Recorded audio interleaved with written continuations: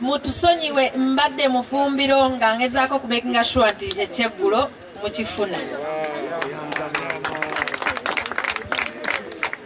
Njagala munneebalizeeko tata wange ne maama wange abasobodde okutukyaza ffenna ne batubeezaawo ennaku zino zonna nga tuli balamu bulungi. Ani ayimiridde maaso ga mami ne daddi nga tebatulaba?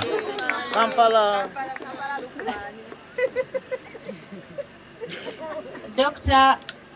Daddy, Dr. Mami, thank you very much for taking care of all of us. We appreciate that you could take in such a big family.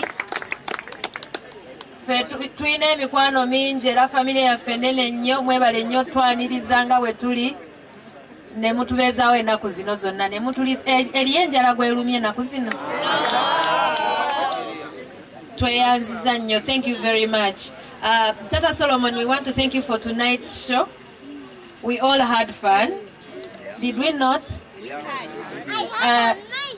Nubian, thank you very much for the performance as well. Guys, thank you very, very, very much for coming to our home.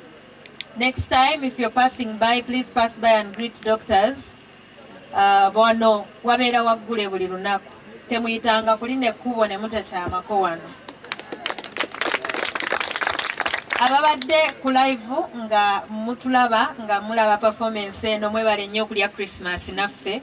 Bwe tuti bwe tusobodde obbasanyusaamuko era tweyanziza okubeerako mu bungi. Mwami Kyagulanyi, webale nnyo tuleetera abagenyi. Era mbadde nsaba onzikirize nzire mu ffumbiro making sure nti ekyeggulo kijja mangu. Nga tunaba kugenda, nange njagala okwebaza Mama Solo and to salute you for allowing me take this risk.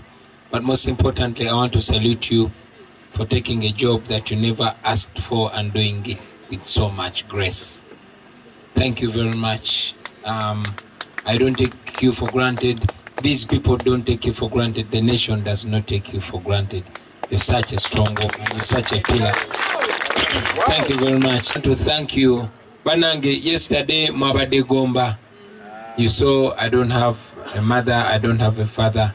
But through Babi, I got a mother and I have a father and I have a home and I'm full again. So I thank you very much for that, Mama Solo. Thank you very much. And allow me sing this song for you.